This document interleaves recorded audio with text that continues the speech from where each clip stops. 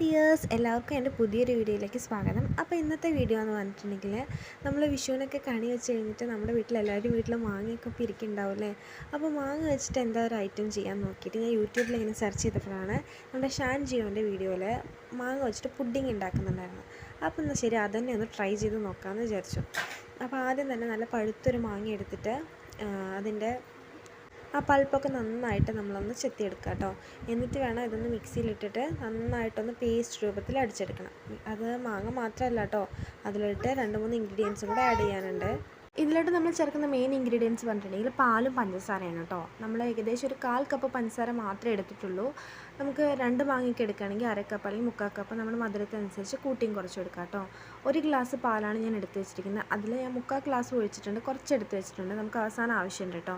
എന്നിട്ട് മിക്സിയിൽ നന്നായിട്ട് പേസ്റ്റ് രൂപത്തിലൊന്ന് അരച്ചെടുക്കണേ.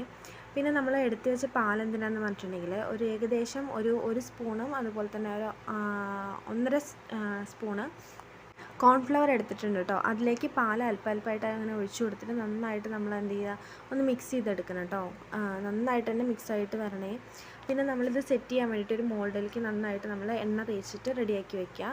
ഒരു നോൺ സ്റ്റിക്ക് പാത്രം അടുപ്പത്ത് വെച്ചിട്ട് ഒന്ന് ചൂടായി വന്ന ശേഷം നമ്മൾ ഈ അരച്ച് വെച്ച് നന്നായിട്ട് പേസ്റ്റ് രൂപത്തിൽ അരച്ച് വെച്ച് മാങ്ങ നമ്മൾ അതിലേക്ക് ആഡ് ചെയ്യണം കേട്ടോ.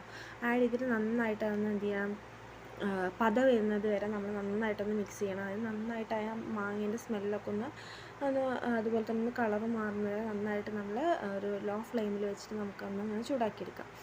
എനിക്ക് കുറച്ച് ധൃതി കൂടിപ്പോയതുകൊണ്ട് തന്നെ ഞാൻ ലോ ഫ്ലെയിമിൽ നിന്ന് ഹൈ ഫ്ലെയിമിലേക്ക് ആക്കിയിട്ടോ നന്നായിട്ടൊന്ന് തിളപ്പിച്ചെടുത്ത്. എന്നിട്ട് നമ്മൾ കോൺഫ്ലവർ ഒന്നും കൂടെ നന്നായിട്ട് ഇളക്കിയെടുക്കാം. കാരണം അടിയിലൊന്ന് കട്ട പിടിച്ചിരിക്കാൻ ചാൻസ് ഉണ്ട്. അപ്പോൾ നന്നായിട്ടൊന്നും കൂടെ മിക്സ് ചെയ്തെടുത്തിട്ട് കുറച്ചേശ്ശായിട്ട് മാത്രമായിട്ട് ഒഴിക്കാൻ പാടുള്ളൂ. കുറച്ചേശ്ശെ ഒഴിക്കുക, നന്നായിട്ട് അത് മിക്സ് ചെയ്ത് കൊടുക്കുക.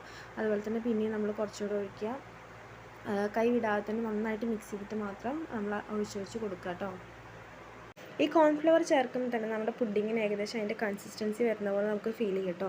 എന്നിട്ട് നമ്മുടെ പച്ചമണം മാറുന്നത് വരെ നമ്മളിത് എന്ത് ചെയ്യണം, ഈ കോൺഫ്ലവറിൻ്റെ ഈ ഒരു പച്ചച്ചുവ മാറുന്നത് വരെ നന്നായിട്ടൊന്ന് ലോ ടു മീഡിയം ഫ്ലെയിമിലിട്ടിട്ട് നന്നായിട്ടൊന്ന് ചൂടാക്കിയെടുക്കാം. എന്നിട്ട് നമ്മൾ ഈ മോൾഡിലേക്ക് ചൂടാറുന്നതിന് മുന്നേ തന്നെ, അതൊരു ലൈറ്റ് ചൂടാകുമ്പോൾ തന്നെ നമ്മൾ സെർവ് ചെയ്യുന്നതാണ് കുറച്ചുകൂടെ നല്ലത്. അപ്പോഴാണ് നമുക്ക് സെറ്റ് ചെയ്തെടുക്കാൻ കുറച്ചുകൂടെ എളുപ്പം കേട്ടോ. അല്ലെങ്കിൽ പെട്ടെന്ന് തന്നെ അത് കട്ടായി പോയിട്ടുണ്ടാവും. എനിക്ക് അതുപോലെ സംഭവിച്ചു. ഇനി നമ്മളൊന്ന് നന്നായിട്ട് തട്ടി കൊടുക്കുക. അത് എയർ ബബിൾസ് ഒക്കെ ഉണ്ടെങ്കിൽ അതൊക്കെ ഒന്ന് ഫ്രീ ആവാൻ വേണ്ടിയിട്ടാണ്.